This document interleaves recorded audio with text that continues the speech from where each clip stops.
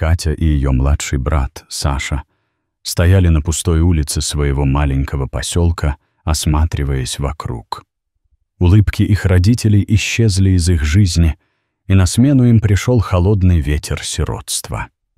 Нет, они не были одиноки в привычном смысле. У них была друг друга. Каждый из них, столкнувшись с невидимой стеной одиночества, ощущал тягость на сердце. И в жизни полной потерь они вынуждены были полагаться только на самих себя. В тот день, когда жизнь сыграла с ними злую шутку и отняла родителей, произошло что-то еще более ужасное.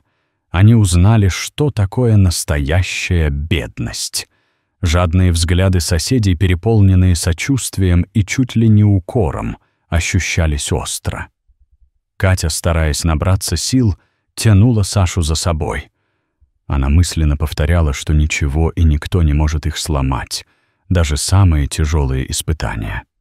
Из последних сил они решились стучать в незнакомые двери, надеясь на милость случайных прохожих. Однажды, когда они подошли к дому с ярко-розовыми воротами, сердце Кати забилось быстрее.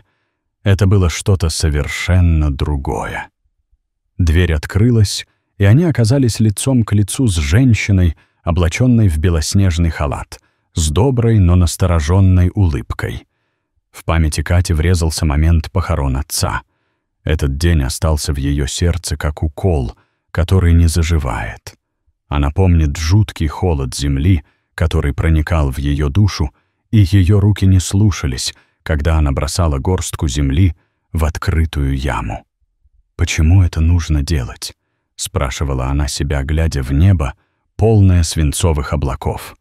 Взрослые вокруг них всхлипывали и перешептывались, и Катя чувствовала себя изолированной от этого громкого, печального мира. «Мама, папа, где вы?» Ее мысли терялись во мраке воспоминаний. Дома, где когда-то царила радость, теперь находилась лишь тишина, тяжелая и угнетающая. Их тетя Ирина, которая пришла на помощь, выглядела чужой. Ее колебания между трезвостью и алкогольной зависимостью только усиливали ощущение абсурда. Бабушка Мария, в свою очередь, словно была при смерти, ворча о том, как ее жизнь доконала, как будто та приняла на себя все их несчастья. Когда Саша заплакал, Катя старалась его успокоить. Она силой пыталась заставить себя не бояться, потому что это было первое испытание, когда ей пришлось почувствовать на себе тяжесть взрослой жизни.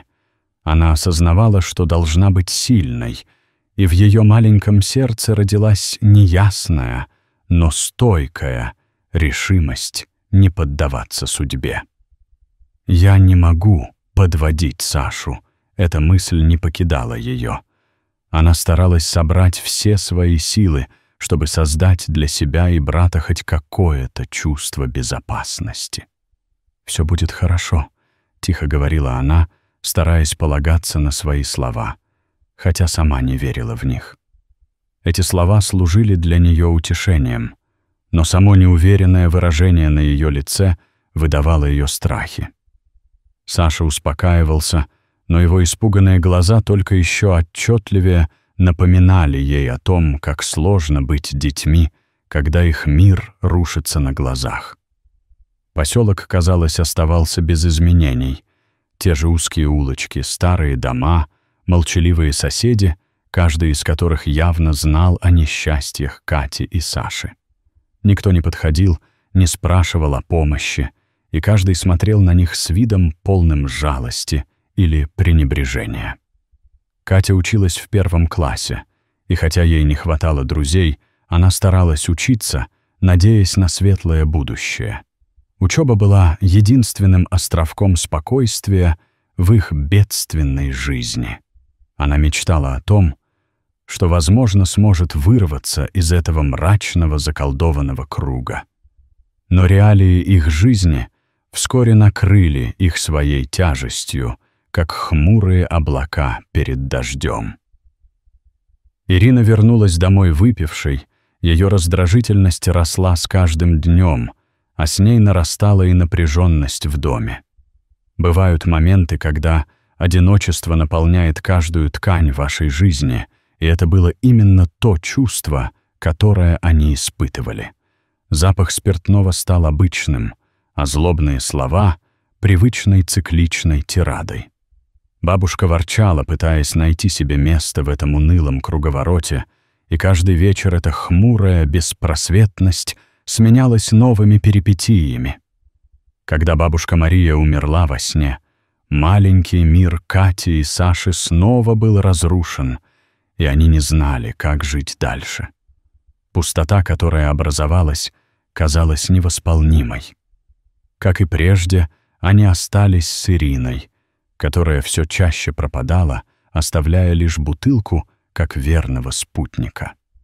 Каждый вечер, возвращаясь домой, Катя пыталась найти в глазах Ирины какую-то искру, чтобы не бояться, но там лишь отражалась тьма. Мир вокруг лишился красок, и они жили в каждом дне, полагаясь на свою неутомимую любовь друг к другу. Ощущая, как настоящая забота улетучивается, они становились все более еще и еще изолированными друг от друга. Они с Сашей собирались вечерами и делились воспоминаниями о родителях, которые выглядят так далекими, как звезды на ночном небосклоне. Эти воспоминания помогали пережить тяжелый момент, но осознание, что мама стала алкоголичкой, наполняло их сердца горечью. С каждым днем они сталкивались с повседневными трудностями, которые порой кажутся несоразмерными их юным душам. Ирина, наконец, уволилась с фабрики и начала работать уборщицей за гроши. Ее работа была изнурительной, но даже это не помогало с деньгами, и ее спиртная зависимость становилась нарастающей проблемой. Возвращаясь с работы, она чаще всего ловила детей на небрежных взглядах и кричала на них. Эти ссоры становились все более частыми, и с их участием над детьми нависала тень злобных слов. Каждый раз, когда Катя вставала в защиту, она слышала лишь «это все из-за вас». Мысли о том, как именно они стали причиной бед, постепенно сжигали ее душу, оставляя шрамы, которые становились все более глубокими.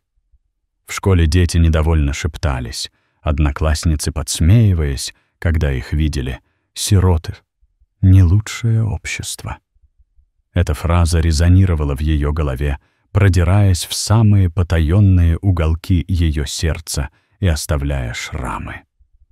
Катя старалась игнорировать их, но беспокойство за будущее росло внутри нее. Сидя за партой, она не могла перестать думать о том, где она и Саша будут жить, если все пойдет не так, как надо.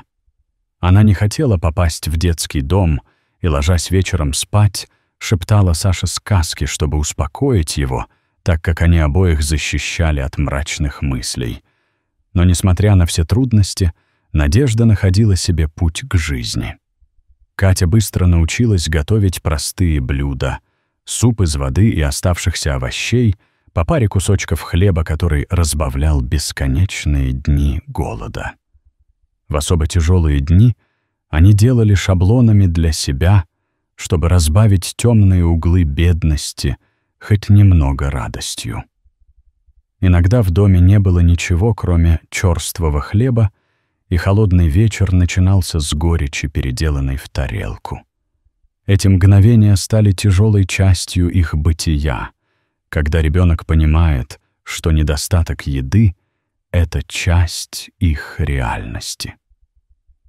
Катя и Саша в такие моменты искренне мечтали, что они не опустятся до уровня просьбы о помощи. В такие моменты она чувствовала, как горло сжимается от стыда. Они шли к соседям, прося еду, а лица их при этом краснели от унижения. Дети часто запрашивали еду под предлогом, что не смогли задержаться на домашнем обеде. Эта необходимость лишь подчеркивала их незавидное положение и вызывала внутренние муки. Но однажды этот темный период прервала тетя Надя, когда она увидела их истощенные взгляды, полные страха и отчаяния. Она словно ангел пришла в нужный момент, и ее доброта была той спасительной соломинкой, за которую цеплялись дети. С добротой, которая согрела детские сердца, она впустила их в свой дом, в котором царила чистота и уют. Запах пирогов, шумный немецкий кухонный дух наполнил воздух, и для Саши и Кати это было настоящим открытием. Они были так голодны, не только в буквальном смысле, но также эмоционально нуждались в теплом отношении. «Садитесь, я вас накормлю», — сказала она с улыбкой, заполнив тарелки горячей обжаренной картошкой и другими угощениями. В ее глазах светилась искренность. Вечерами, когда на улице становилось темно, они мечтали о лучшей жизни, когда мама бросит пить, и они смогут жить как обычные дети, получая радость и заботу, которые сейчас оставались лишь в мечтах. Но все хорошее не могло продолжаться вечно. И однажды Ирина сообщила, что уезжает по работе. Ненадолго, но оставляя детей с бабушкой Лидией, которая, как они надеялись, сможет заботиться о них.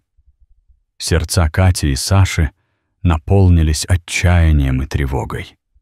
Они не знали, как дальше справляться с этим бедственным положением.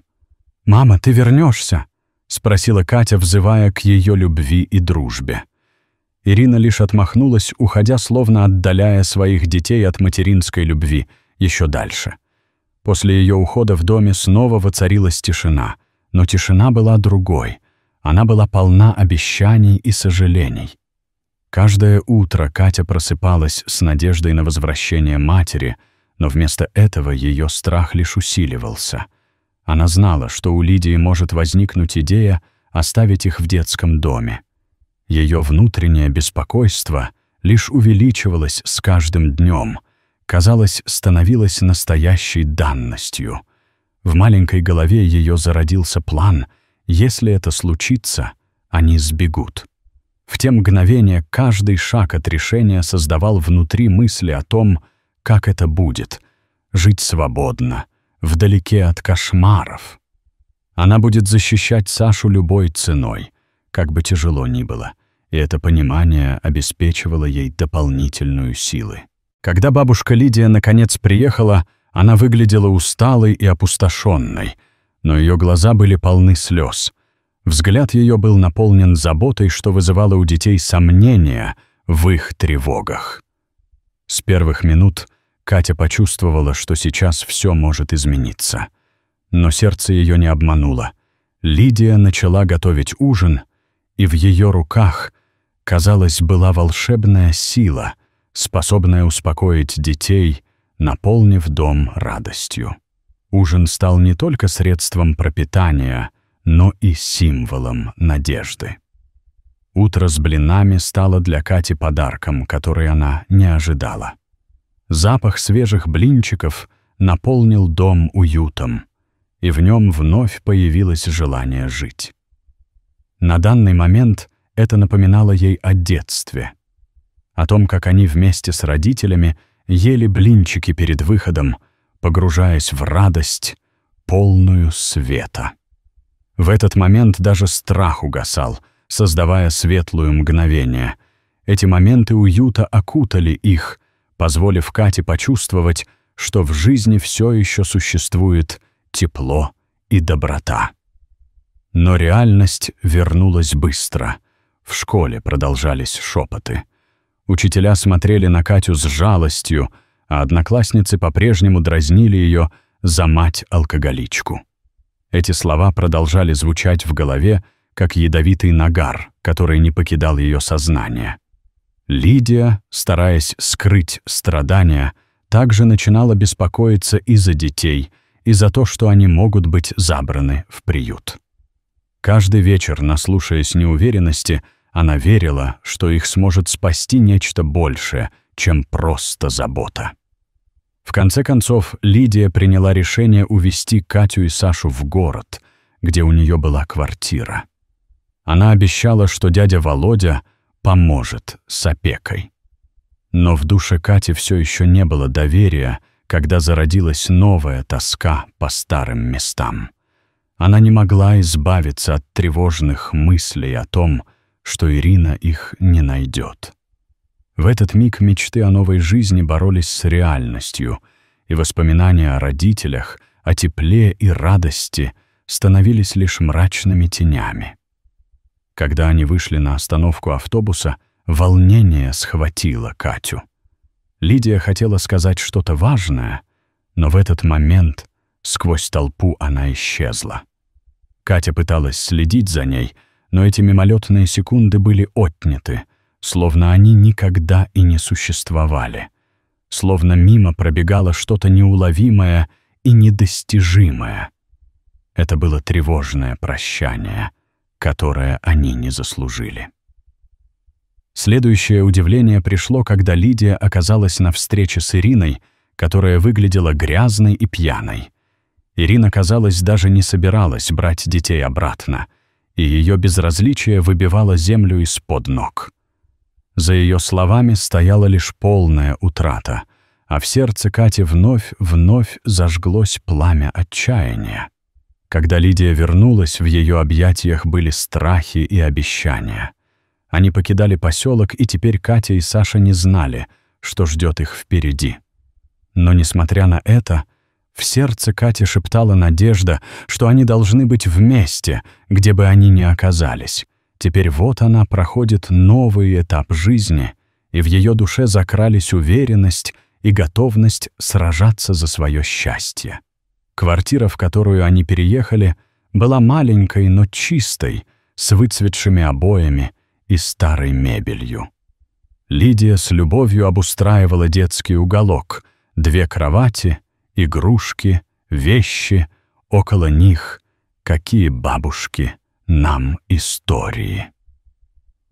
Катя чувствовала подвох, но в этой обстановке нашлось место жизни, и надежда медленно сменила страх. Ощущая беспокойство о будущем, Катя уже не могла избавиться от мысли о том, что ее жизнь снова окажется в руках времени, неизвестного ей. Но однажды подслушанный разговор Лидии заставил Катина сердце дрогнуть. Лидия обсуждала документы для детского дома, и с каждой минутой выступало осознание: все происходит не так, как Кате хочется. Она понимала, что секреты, которые Лидия скрывает от них, с каждым днем становятся все более опасными. Эти слова как будто вошли в ее душу, словно ледяные штыки, пронзающие ее надежду. Поняв, что они могут быть отданы, Катя не могла оставаться в доме. Она и Саша быстренько собрали вещи и сбежали. На остановке их выгнали из автобуса за отсутствие билетов, и они оказались в незнакомом городе, полном суеты и сломанных мечтаний. Казалось, здесь каждый был погружен в собственные заботы, а их существование никого не интересует. Скитаясь по улицам, они наткнулись на Николая, который нашел их в растерянном состоянии и, увидев их испуганные глаза, немедленно привел к себе домой. Он и его жена Люда оказались добрыми людьми, которые заботились о других, и таким образом спасти детей от их судьбы. Они обеспечили детей теплом и едой, которая казалась вкусным праздником после долгих дней голодания. Люда стала им как вторая мама, и, слушая их историю, приняла решение помочь. Она позвонила в милицию, чтобы найти Лидию, и предложила детям такое притяжение, которое заменяло привычную им заботу. Но вскоре Лидия совместно с Владимиром нашли детей у Николая. Обняв детей, Лидия пообещала, что они будут жить вместе, и теперь их новая жизнь обретала форму. Владимир стал новым дядей Вовой, и вскоре их жизнь наполнилась новыми красками, новыми моментами. Время, проведенное в новом доме, показалось другим, и когда дети начали посещать новую школу, их прошлое осталось в прошлом, а вместе с ним и страховка за будущее. Они постепенно адаптировались к новой жизни и Катя с Сашей обрели возможность пытаться снова. Все это позволяло им вернуться к обычным детским развлечениям. Теперь в их новой школе они учились с интересом, и надежды, которые они пронесли в своих сердцах, начали обретать форму. С течением времени Владимир и Тамара начали оформлять опекунство, и жизнь начала налаживаться. Жизнь детей, кажется, обрела смысл, и постепенно они стали чувствовать себя частью новой семьи. Дети дружили с двоюродным братом Даней и учились новым вещам, которым никогда не учились раньше. Они делились своими надеждами и страхами, и каждый день наполнялся новыми впечатлениями, теперь уже без тяжести установки об утрате. Улыбки вернулись на их лица, и они искренне смеялись от сердца, несмотря на все свои прежние страхи. Когда Ирину лишили родительских прав, Лидия смело спросила детей о том, что они чувствуют. Катя надеялась, что однажды мама вспомнит о них. Но при этом она знала, что у них есть теперь новая жизнь, которая обреталась с каждой минутой. Ночью они ложились спать с ощущением мира в сердце, и эти дни становились для них шагом к светлому будущему.